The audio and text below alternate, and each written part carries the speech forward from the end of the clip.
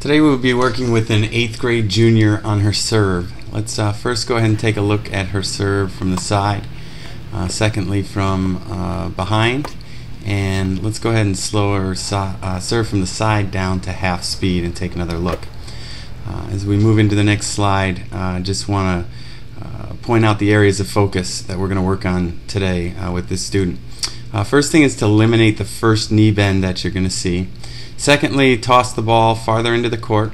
Third, we want to bend the knees for leg loading and power generation. We're going to go through the serve here, slow motion stopping at certain points.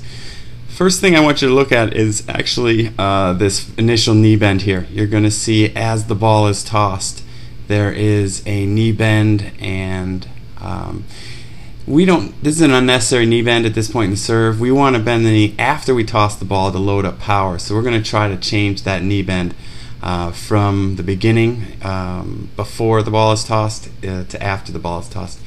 Now I want you to look at the position of the ball at the apex of the toss. It is directly over the baseline here, and as you can see, as we go through contact, that severely limits her ability to extend her arm up and out through contact and get a good snap on the serve. You can see that ball is directly above the baseline. So what I've done here in the next slide here is, as we go through the serve, I'm going to draw a red, a yellow, and a green line to indicate where her head, the top of her head, is at the beginning of her ball toss, in the middle of her ball toss, and finally here as she tosses the ball.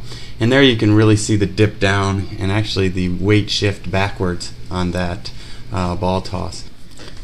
Let's go ahead and use Maria Sharapova as a model for the areas of focus that we want to work on with this student. As you can see, Maria starts with her weight back, and as she shifts forward to toss the ball, there's no knee bend. After she tosses the ball, she bends her knees, tossing the ball well into the court for a better contact point. So let's look at the student serve after about 20-25 minutes of work. We're going to put it half speed here. Starts with weight back, shifting forward, no initial knee bend. Now the knee bend is in the correct spot. So let's do a comparison where we draw the red, the yellow, and the green line again as we did the first time. At the beginning, halfway point, and at the end of the toss. So you can see much better progression there. And we also see some leg loading and a knee bend at the correct position in the serve after the ball toss. So here I've added another line to indicate where her head is when she's making contact. There is no knee bend before the toss and good leg loading after the toss. Here we're looking at the two images, the initial serve on top and the improved serve on the bottom screen. Finally, the most telling is the overlap, and I've left the lines in from the improved serve to help you follow which image is which here.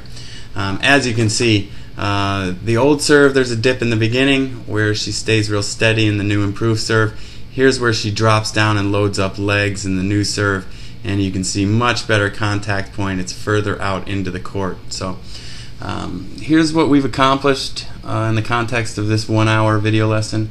We've been able to eliminate the first knee bend, the one that's not necessary. She's tossing the ball farther into the court. And finally, her knees are bending to load up power, which has improved her contact point.